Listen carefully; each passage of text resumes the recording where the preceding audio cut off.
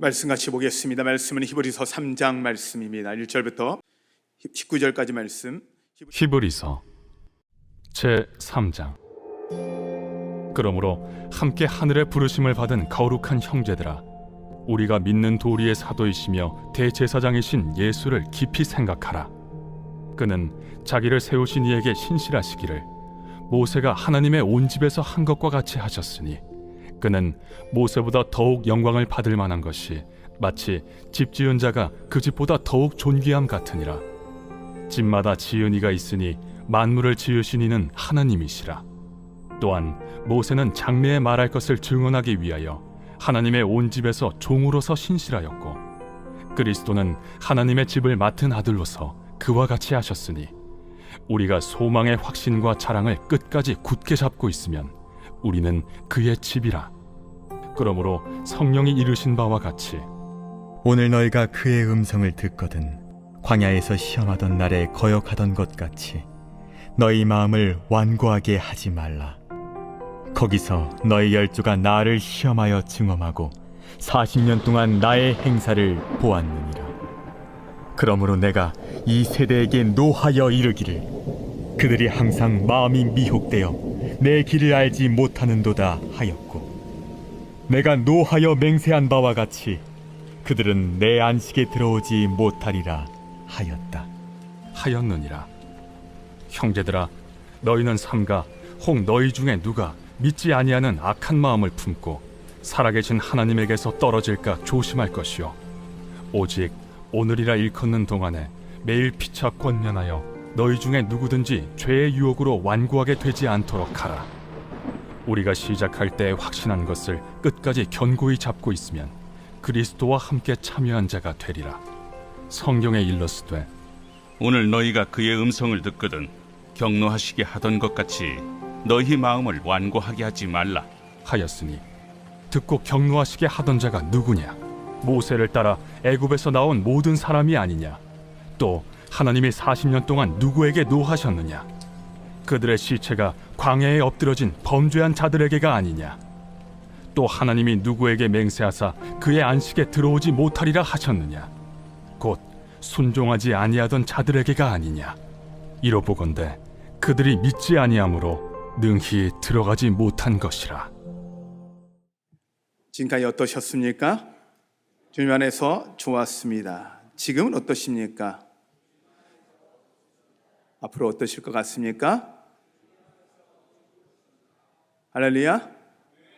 여러분 진짜 좋을 것 같습니까? 네, 여러분, 주님이 우리를 창조하시고 우리에게 말씀하셨을 때 보기에 심히 좋았더라. 하나님이 보시기에 심히 좋았다라고 말씀을 하세요. 그래서 여러분에 대한 존재 자체가 이미 좋은 존재예요. 그러면 여러분, 우리는 이 복받은 존재이고 하나님이 만드시고 보기 좋다 말씀하신 존재이기에 여러분 자체는 귀한 존재입니다. 옆에 분에게 이렇게 인사할까요? 당신 때문에 감사합니다.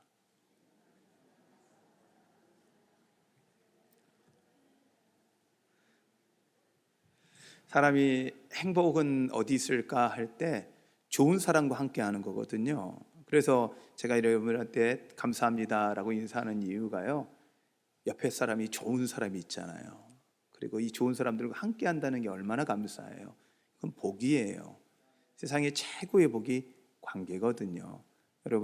여러분은 이미 복되심을 믿으시기 바랍니다. 그리고 좋은 교회 만나 같은 한 사랑 나누는 우리 한사랑교회에 함께 한다는 것, 이것이 은혜일 거라 믿습니다. 지난 한 주간 저는 베트남의 유스코스타에 갔다 왔습니다. 이 자비량으로 다녀오는 삶이 여정이에요. 모든 강사님들이 다 자비량이에요. 자기들이 자신들의 돈을 내서 성기로 와요. 근데 놀라운 건 저희가 성기로 가고 은혜 나누러 갔는데 은혜는 저희가 다 받고 오는 것 같아요. 특히 제가 다 받고 오는 것 같아요. 희한하게 은혜를 나누러 갔는데 은혜를 받고 와요. 사랑을 나누러 갔는데 사랑을 받고 온 것 같아요. 이게 은혜 원리와 이 하나님의 사랑의 원리가 이렇구나라는 생각을 하는 것 같아요. 은혜를 받고자 사랑을 받고자 막 추구하면요, 은혜라 사랑이 잘 안 와요. 근데 사랑 주고요, 은혜 나누잖아요. 희한하게 내 안에 은혜와 사랑이 넘쳐요. 우리가요, 어린아이들을 이렇게 이야기해요. 어린아이들은 4살까지 효도를 다 했대요. 그러니까 여러분 더 이상 여러분 자녀한테 효도를 기대하시면 안 돼요. 그럼 우리가 나쁜 거예요. 4살까지 효도를 다 했대요. 왜 4살까지 효도를 다 했냐 했더니 4살 동안 우리한테 웃어주는 그 웃음 때문에 우리는 이미 다 건강해진 거래요. 근데 얘가 그러면 한 건 없어요. 그냥 웃어주는 거예요. 밥 주면 고맙다고 웃고, 그 다음에 그냥 얼굴만 하고 웃고. 근데 웃는데 희한하죠. 내가 사랑해주고 내가 이뻐해주는데 걔는 웃기만 하는데 왜 내가 행복할까요? 너무 오래된 이야기인가요? 여러분은 이제 손주들을 보고 계시고 가시잖아요. 힘들죠, 피곤하죠. 아, 진짜 힘들어요. 근데 걔가 그냥 자고 있는데 그 자고 있는 게 가장 이쁘대요. 그래서 사람들이 물었어요. 왜 가장 자고 있는데 애가 제일 이쁜가 했더니 그 상태가 가장 본인이 편한 상태라 가장 이쁘대요. 그런 만큼 보는 것 자체가 기쁨이고 은혜예요. 분명히 내리사랑이거든요. 그런데 내가 사랑을 느끼는 거예요. 사랑을 주는데 사랑을 느끼는 거예요. 여러분 안에 하나님의 은혜와 사랑이 베풀고 나누심으로, 은혜와 사랑을 나누심으로 풍성해지는 은혜가 있으시길 축원합니다. 오늘 이제 말씀을 읽은 히브리서라는 이 본문을 우리가 읽었는데요.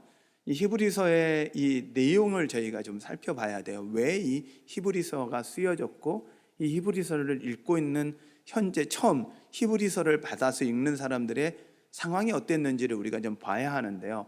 이때 상황은 네로 박해 이후에 쓰여진 책이라고 해요. AD 한 68년에서 70년 사이에 쓰여진 책이라고 하는데, 이 사이에 쓰여진 것은 어떤 의미를 갖냐면 네로 박해예요. 네로 박해는 로마에 큰 화재가 일어났었어요.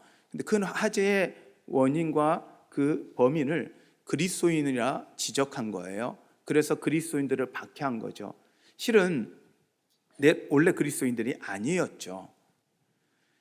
이 처음 로마의 큰 대화재죠. 로마의 대부분이 다 탔어요. 수많은 사람이 죽은 거예요. 정말 많은 사람이 죽었어요. 그때 있던 소방관들도 수많은 사람들이 죽었다는 기록들이 있어요. 그런데 그 원인이 처음에는 네로 황제로 지목되었어요.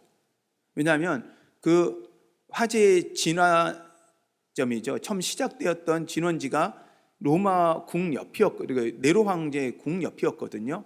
그렇게 시작된 이 화재였기 때문에 또 그랬고, 네로가 계속 하던 말이 있어요. 이렇게 말했죠. 내가 로마를 싹 뒤집어 바꿨으면 좋겠다.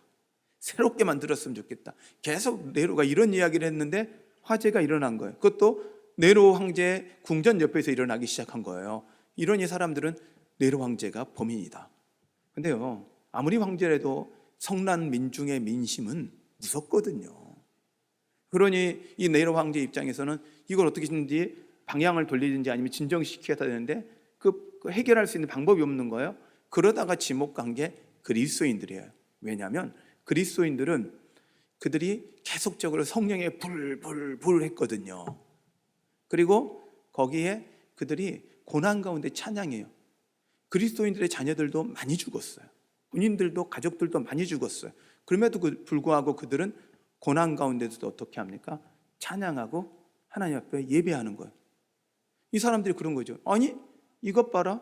이 지금 슬픈 상황인데 울어야 하는데, 슬픈 상황인데 탄식해야 하는데 찬양을 해? 이런 상황에서 또 기쁘다고 고백해? 야, 쟤들이 범인이야. 그리고 더 이상 또 걔들은 이 불 하잖아요. 제가 이제 미국에 있을 때 미국에서 또 보면 성령의 불 하고 기도하시는 분이 있어요. 제 옆에 같이 사셨던 분인데 이분이 불 할 때 영어로 기도하셨거든. Fire, fire, fire. 이게 영어로 fire가 불이에요. 그랬더니 그 소리를 듣고 옆집에 있는 놀라신 외국분이요, 그 911에 전화했어요. 불 났다고. 진짜로 소방관이 달려온 거예요. 불난 줄 알고. 예, 그렇게 오해되는 거죠. 그리스도인들도 그렇게 오해를 받고 박해를 시작하는데 그 박해의 내용이 끔찍합니다. 왜냐하면 민심을 잠재워야 하니까 콜로세움 그 경기장에다 가둬놓고 사자들을요 굶주려요. 굶주려서 그 굶주린 사자들이요 그 그리스도인들을 잡아먹게 하죠. 거기에 십자가의 못을 박죠. 그걸로 끝나는 게 아니라 불태워 죽이죠. 그 다음 그 이후에 박해가 일어나는데 네로의 박해는 좀 짧았어요. 그런데 그때 이제 발생한 문제가 이 로마에라는 나라는 합법적인 종교에 대해서는 박해를 못해요, 법적으로.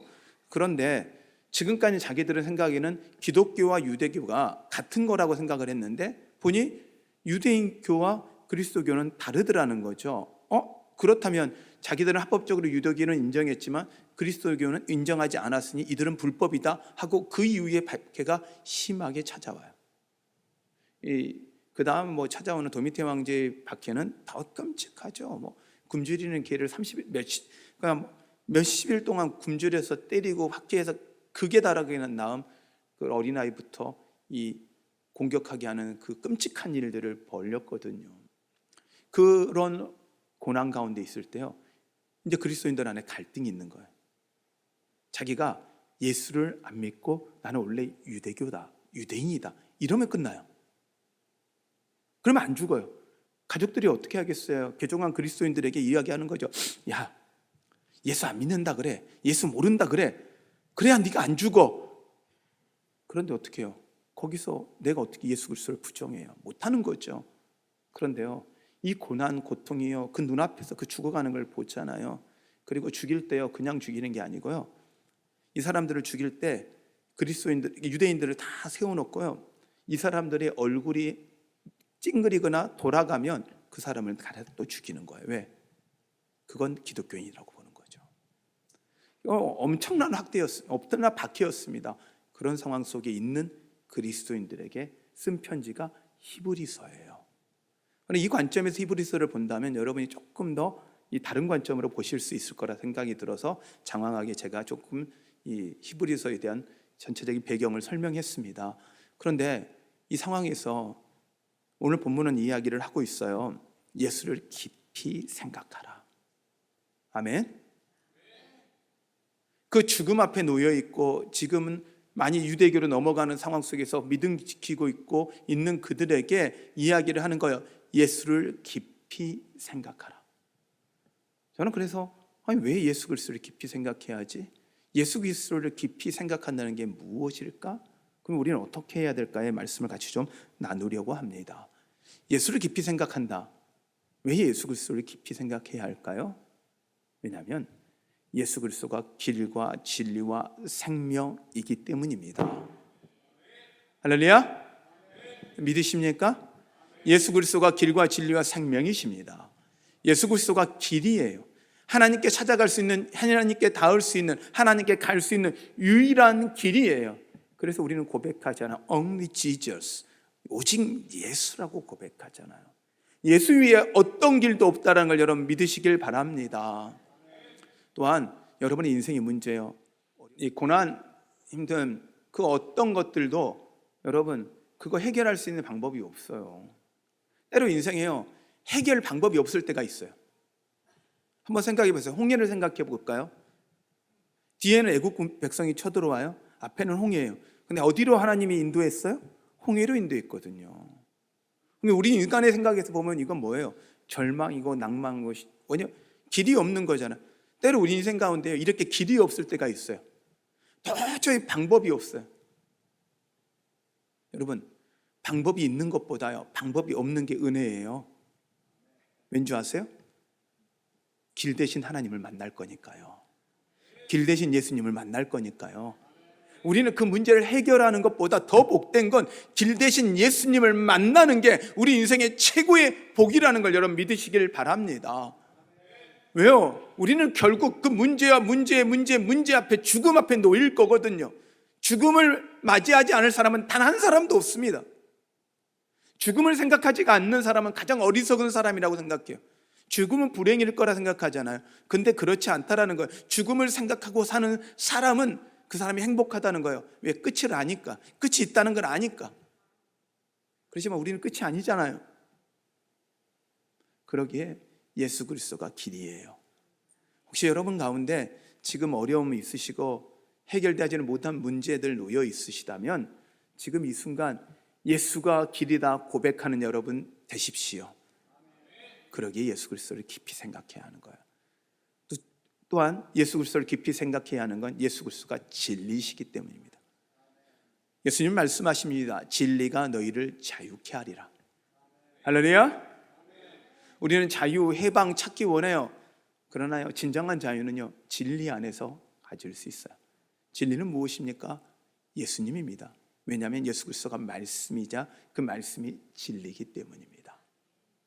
여러분, 그 진리 대신 예수님 만나세요.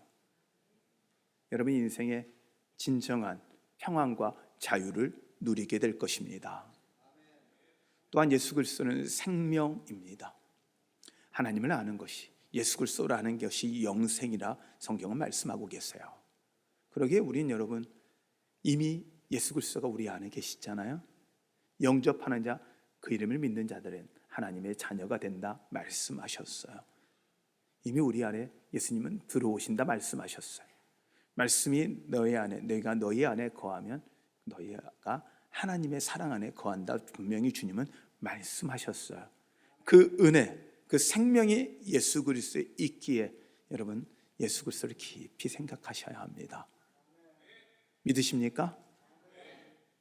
여러분, 우리 인생의 그 문제들 가운데 예수 그리스도가 길과 진리 생명이시기에 그 길과 진리 생명이신 예수 그리스도가 해결하지 못할 문제가 뭐가 있겠어요? 단 하나도 없습니다.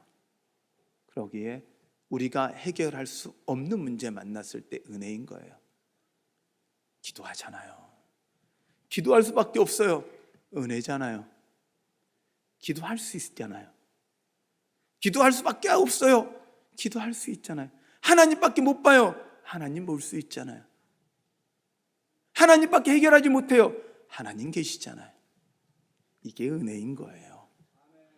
여러분, 그 주님 만나셔 그 하나님의 은혜를 누리신 여러분 되시기를 축원합니다. 그럼 예수님을 깊이 생각한다는 게 뭘까요? 저는 예수 그리스도를 깊이 생각한다는 걸, 그 깊이 생각한다는 원어로 깊이 생각한다를 좀 봤어요. 보니까 그 의미가 주목한다, 바라본다, 마음과 눈을 고정한다는 거예요. 그러니까 우리 마음을 다해 바라보는 거죠. 생각하는 거죠. 저는 이걸 우리 좀 쉬운 말로 뭐라고 이야기할까 할 때 이건 묵상이더라고요. 모든 마음과 생각을 집중해서 생각하고 묵상하는 거죠. 그러면 결국 예수를 깊이 생각한다는 건 예수 그리스도를 묵상하는 건데, 뭐 예수 그리스도가 뭘 묵상해야 하느냐? 먼저 예수 그리스도의 삶을 묵상합니다. 예수님의 삶을 생각해 보세요. 하나님의 아들이죠. 부족한 게 하나도 없으세요. 그런데 이 땅에 내려오세요. 가장 귀한 분이 가난 천한 모습으로 이 땅에 오셨습니다. 가장 천하게 오신 가장 존귀한 자라 표현합니다. 이 표현이 너무 멋있더라고요. 가장 천한 모습으로 온 가장 존귀한 자, 그분이에요. 그분의 삶은요, 기다림의 시간이셨어요. 당신이 하나님의 아들인 거 아세요? 근데 몇 년을 기다려요? 30년. 몇 년 사역하려고요? 3년 반 하려고. 제가 우리 교회에 이제 사역을 3년 반 했더라고요.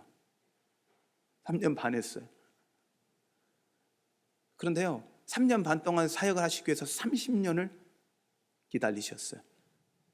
그걸로 끝인가요? 아니더라고요. 그분의 삶은요, 고난을 향한 삶이셨더라고요. 죽음을 향한 삶이셨더라고요. 다 아셨어요. 죽으러 오신 걸 아셨어요. 그럼에도 불구하고 오셨고, 그분은 섬김을 받으러 오신 게 아니라 왕이신 그분이 섬기러 오셨어요. 그분의 삶을 묵상한다면 우리가 지금 겪고 있는 그 아픔들, 어려움들 이기지 못할 게 뭐가 있을까요? 그분의 삶을 묵상하는 여러분 되시기를 축원합니다. 또한 그분의 성품입니다. 저는 이 성품 앞에 다가가면 제가 이제 저도 여러분들이 아시다시피 우리 학교를 하면서 아이들을 지도하고 아이들을 가르치는 일을 또 감당하잖아요. 근데 저는 이제 월요일이 되면 또 하나의 설교를 해요. 아이들을 위해서 설교를 하는데 그 설교가 매일 1년에 한 90, 그러니까 매주 성품에 대한 설교를 해요. 성품에 대해서. 성품을 가지고 하나하나의 성품을 가지고 설교해요. 지난주는 너그러움으로 설교를 했더니 애들이 싸우더라고요. 왜냐하면 너그러움을 배워야 되니까. 아니, 너그러움으로 받았으면 얘들이 안 싸워야 되잖아요. 애들이잖아요. 그러면 너그러움을 베풀어야 되고 배워야 되는 상황이 발생해요. 네, 그러면서 성품을 계속 묵상하면서 성품을 묵상할 때마다 진짜 은혜가 돼요. 예수 그리스도의 성품 생각해 보면 저는 아직도 감당 안 되는 게 배신한 사람들을 용서하는 거. 근데요, 배신한 사람만 용서한 줄 알았더니요, 배신할 사람과 같이 다녀요. 한번 생각해 보세요. 가룟 유다가 자기를 죽일 사람이잖아요. 죽이고 고발할 사람이잖아요. 3년 6개월 동안요 같이 밥 먹어요.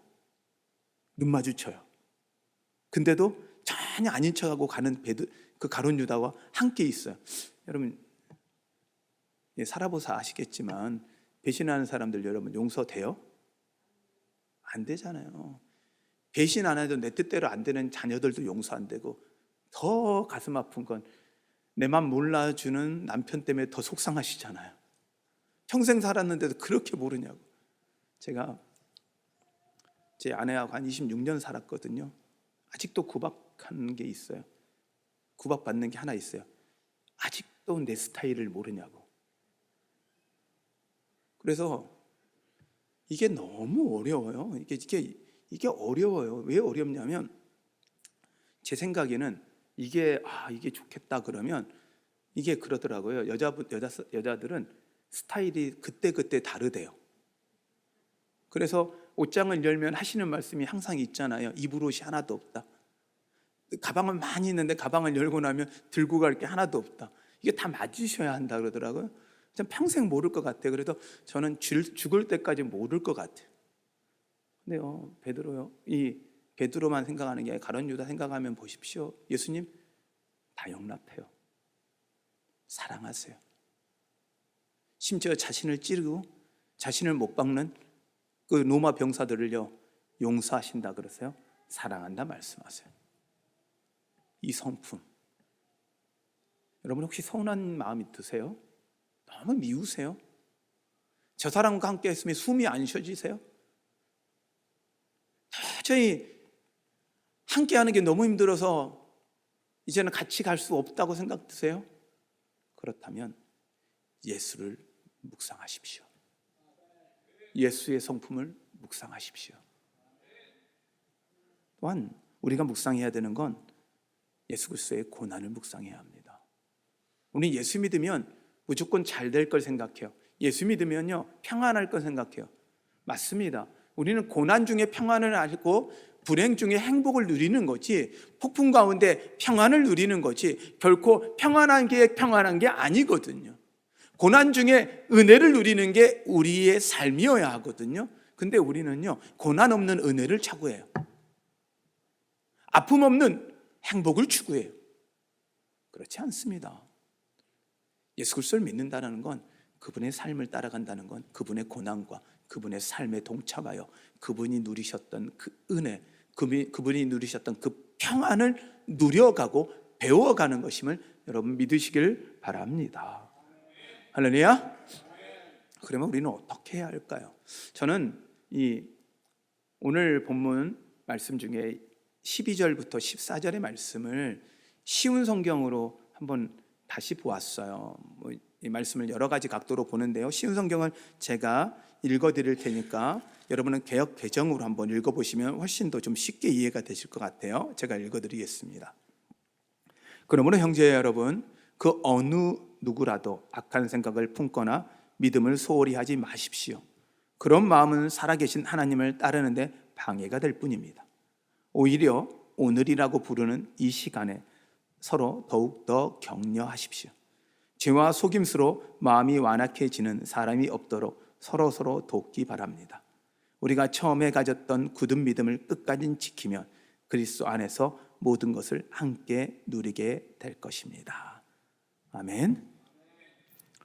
혼자 견디라고 안 하더라고요. 서로 격려하여 서로 함께 가잖아요. 우리를 신앙인으로 우리 한사람교회 모아주신 건요, 우리 교회를 부흥시키라는 게 아니고 예수 잘 믿도록 서로 격려하고 붙잡아 주자는 거예요. 할렐루야. 여러분, 큰 교회를 다니고 큰 교회를 부흥시키는 건 의미가 없습니다. 목사도 마찬가지입니다. 큰 교회 만들고 큰 거 해내는 거 하나님 기뻐하지 않습니다. 하나님 우리에게 원하는 건 예수처럼 진짜 제자 만들어내냐는 거예요. 진짜 믿음 만들어내냐는 거예요. 믿음의 사람 키워내냐는 거예요. 여러분, 부탁드립니다. 고난 찾아오실 겁니다. 어려움 찾아오실 겁니다. 예수 믿는다고 평안하다 말씀 안 합니다. 근데요, 예수 때문에 진정한 평안을 만나실 것입니다. 진정한 은혜를 누리실 것입니다. 여러분의 그 고난과 여러분의 아픔과 여러분의 막힌 문제가 예수 그리스도를 만나는 도구가 될 것입니다. 그거면 은혜잖아요. 여러분, 그러기에 예수 그리스도 깊이 묵상하고 가는 여러분 되시기 바랍니다. 저는 오늘 말씀을 영상을 하나 여러분들과 같이 보고 말씀을 좀 마무리를 하려고 합니다. 영상 부탁드릴게요.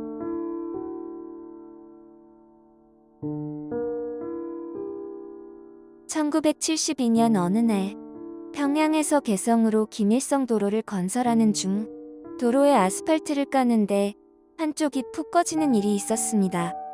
운전사가 내려가서 봤더니 그곳에 동굴이 있었고 사람들이 살고 있었습니다. 바로 지하교회 성도들이었습니다. 1953년부터 1972년까지 그곳에서 기독교 박해를 피해 믿음을 지키며 살아왔던 것입니다.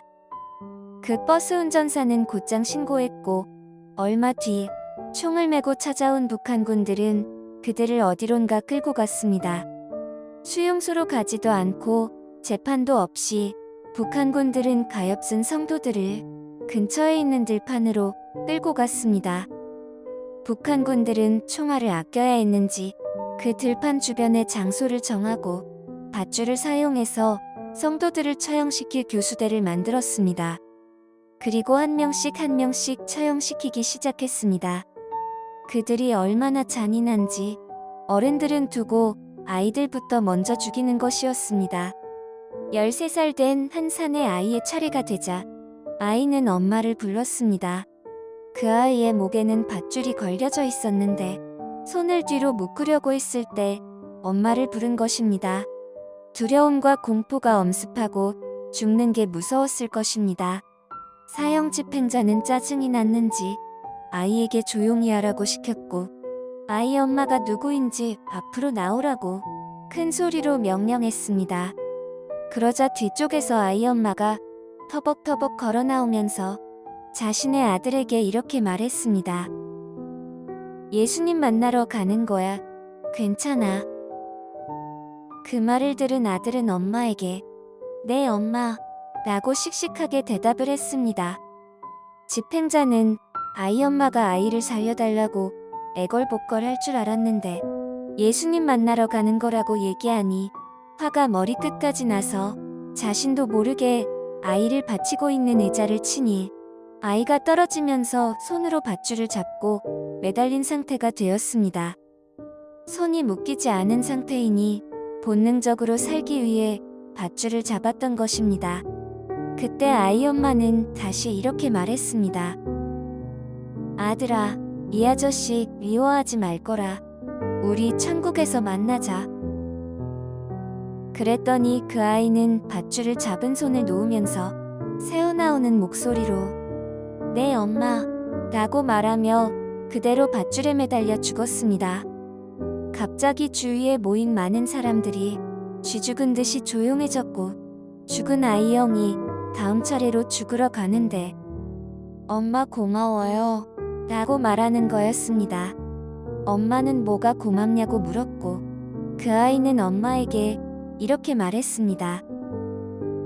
천국 가서 예수님 만나게 해줘서요. 엄마는 흐느끼며 천국에서 보자라고 마지막 말을 전했고 죽으러 가는 그 아이가 집행관 아저씨를 바라보며 그래도 아저씨를 사랑하는 사람이 있어요 라고 말했습니다. 그랬더니 집행관이 어이없는 표정으로 그를 바라보며 누가 나를 사랑하냐고 물었고, 그 아이는 하늘에 계신 예수님이 아저씨를 사랑한대요 라는 마지막 말을 하고 교수형을 당해 주님의 품으로 떠났습니다. 그 후로 그 두 아이의 어머니가 교수형을 당했고, 그곳에 있는 모든 지하교회 성도들이 한 명씩 한 명씩 교수형에 처해져 목숨을 잃었습니다. 그리고 마지막으로 목사님이 남게 되었는데, 북한군들은 그를 반동분자 괴수로 몰아세우며 교수형으로는 부족하다고 아스팔트 한가운데에 눕혔습니다. 그리고 그곳에 있던 군인들 중 한 명이 아스팔트 공사에 사용하던 불도저를 끌고 와서 아주 천천히 발부터 목사님을 깔아버리기 시작했습니다. 목사님은 너무 고통스러워 발악을 하며 소리를 질렀습니다. 그런데 무릎을 지나 그 위로 넘어가는 순간 목사님은 찬양을 부르기 시작했습니다. 혼자서 큰 소리로 찬양을 부르기 시작한 것입니다. 그렇게 목사님은 목숨이 끊어지는 그 순간까지 찬양을 부르다가 그곳에 있던 지하교회 성도들 중 마지막으로 순교의 길을 떠나셨습니다. 거의 20년 가까이 숨어서 목숨 걸고 신앙생활을 해오던 그들은 결국 마지막까지 예수님을 부인하지 않고 승리자로 남아 예수님을 위해 목숨을 바친 영광의 순교자가 된 것입니다. 뭐가 다를까 고민이 됐어요. 우리와 이 북한 신앙을 지키는, 지금도 저렇게 지키고 있습니다. 북한 안에 저렇게 신앙을 지키고 있는 수많은 사람들이 있고, 그곳에 나와서 지금 그들의 이 이야기를 전해주는 사람들이 있습니다. 뭐가 다를까? 우리는 북한보다 우리가 훨씬 좋다 그래요. 훨씬 좋은 나라에 살간다 그래요. 더 발전한 나라에 산다 그래요. 근데 과연 우리가 더 좋을까?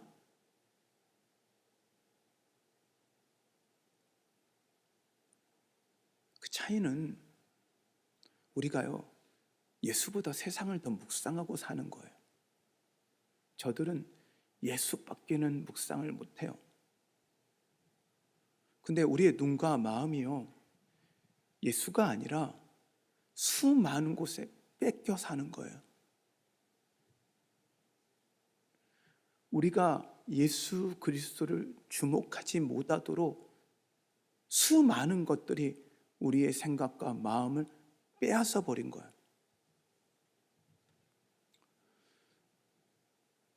혹시 여러분의 고난이, 여러분의 두려움이, 여러분의 아픔이 예수 그리스도를 보지 못하게 한다면 우리 시선을 이제는 주님께 돌립시다. 아니, 감사하지 못하게 한다면, 내 안에 감사가 일어나지 않는다면 우리는 잘못 살고 있는 거예요. 저들이 교수형 앞에서도 감사를 고백하며 가잖아요. 그건 예수 그리스도를 묵상하는 삶이지 않을까요? 깊이 생각하는 삶이지 않을까요? 전 여러분들과 같이 좀 도전하고 싶습니다. 이번 한 주간 우리 예수를 깊이 생각합시다. 예수를 깊이 묵상합시다. 세상에 뺏겼던 눈과 마음 돌려서 예수에게 교정합시다. 그리고 그분 바라봅시다. 반주 좀 부탁드리고요. 세상에서의 피난처 찾지 마십시오. 세상에서 의지할 때 찾지 마십시오. 없습니다. 없습니다. 영원할 피난처 없고요, 영원히 의지할 자 없습니다. 근데 우리에게는 있잖아요. 예수님, 우리를 위해 피 흘려 죽으셨던 예수 그리스도가 있잖아요. 그분께 피합시다. 그분께 의지합시다. 그분이 여러분에게 사랑으로 다가오실 겁니다. 우리 나의 피난처 되신 예수, 우리 함께 찬양합시다.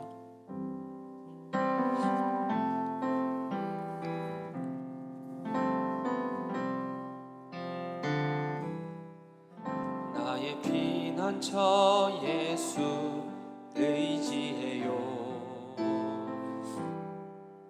나의 피난처 예수 의지해요.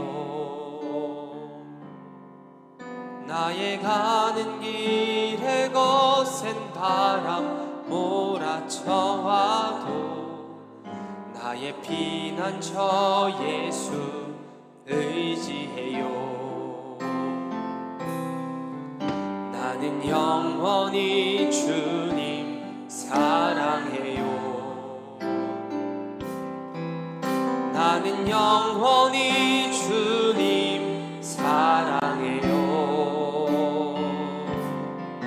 세상 어떤 것도 나의 사랑 끊을 수 없네. 나는 영원히 주님 사랑해요. 한 번 더 찬양합니다. 나의 피난처, 나의 피난처 예수 의지해요. 나의 피난처 예수 의지해요. 나의 가는 길에 거센 바람 몰아쳐와도 나의 피난처 예수 의지해요. 나는 영원히, 나는 영원히 주님 사랑해요. 나는 영원히 주님 사랑해요. 세상 어떤 것도 나의 사랑 끊을 수 없네. 나는 영원히 주님 사랑해요. 아바 아버지, 아버지 나를 사랑하시니 나의 모든 것 주께 드려요.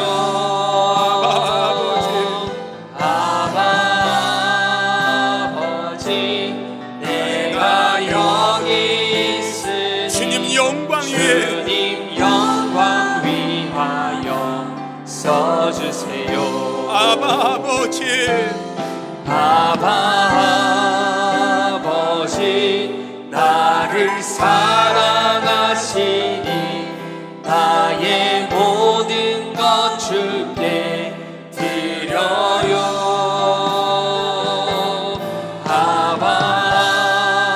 아버지 내가 여기 있으니 주님 교회 위하여 써주세요. 아버지, 아버지 나를 사랑하시니 나의 모든 것 주께 드려요.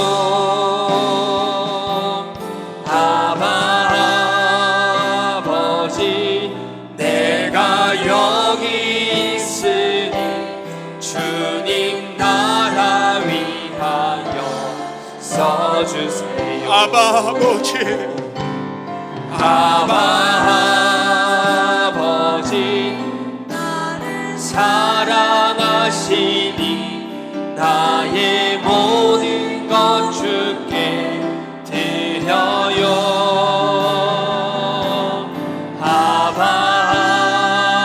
아버지 내가 여기 있으니 주님 영광 위하여 써주세요. 같이 기도합시다. 아니 회개합시다. 주님 바라보지 않고 세상 바라보고, 주님 바라보지 않고 문제 바라보고, 주님 바라보지 않고 딴 거 주목하고 살아왔던 우리 삶을 회개합시다. 그리고 감사치 못하고 불평했던 우리를 회개합시다. 주님, 이제는 주님만 바라보기 원합니다. 주님만 따라가기 원합니다. 주님, 우리의 이 어리석음을 용서하시고 주님께 피하오니 주님의 영광이 도구로 써주십시오 라는 이 마음으로 우리 주님의 이름을 부르며 같이 기도합시다. 기도하겠습니다.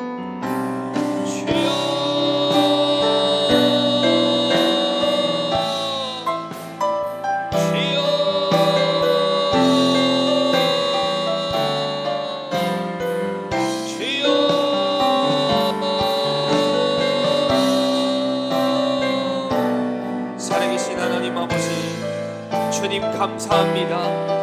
하나님 아버지, 풍족하게 살고 있고 누리며 살고 있고 여유롭게 살고 있다고 하나님 아버지, 주님을 잊고 주님을 기억하지 못하고 주님을 묵상하지 못하고 살고 있던 내 모습을 회개합니다. 하나님 아버지, 이런 나를 불쌍히 여겨주시고 주님으로 더욱더 풍성할 수 있도록, 주님으로 더욱더 충만할 수 있도록 주님 인도하여 주시옵소서. 하나님만을 의지합니다. 주님만을 의지합니다. 온 세상 만물을 창조하시고 역사하고 계신 그 하나님만을 의지합니다. 하나님, 우리 피할 바위가 되신 주님, 우리 피난처가 되신 주님, 하나님 아버지, 이곳에 바람이 몰아와도 하나님만을 의지합니다. 하나님 아버지, 도와주시옵소서. 하나님, 내가 여기 있사오니 주님의 영광을 위해 사용하여 주시옵소서. 주님의 나라를 위해서, 주님을 위해서. 하나님, 그저 슬픔 때문에, 그저 감동된 이야기 때문에 우리의 마음이 움직이는 게 아니라 하나님,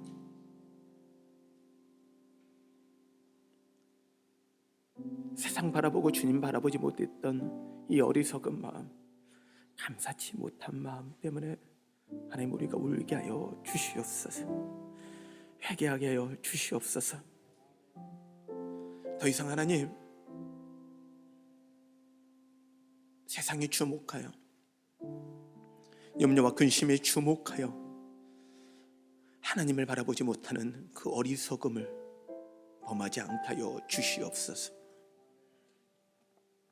오직 이제 주님만 바라보기로 결정한 우리의 삶 되게 하시고, 주님, 우리가 여기 있사오니 우리를 하나님의 영광을 위해, 하나님의 교회를 위해, 하나님 나라를 위해 사용하여 주시옵소서. 주님, 주님을 찬양합니다. 주님을 사랑합니다. 예수님의 이름으로 기도하였습니다. 아멘.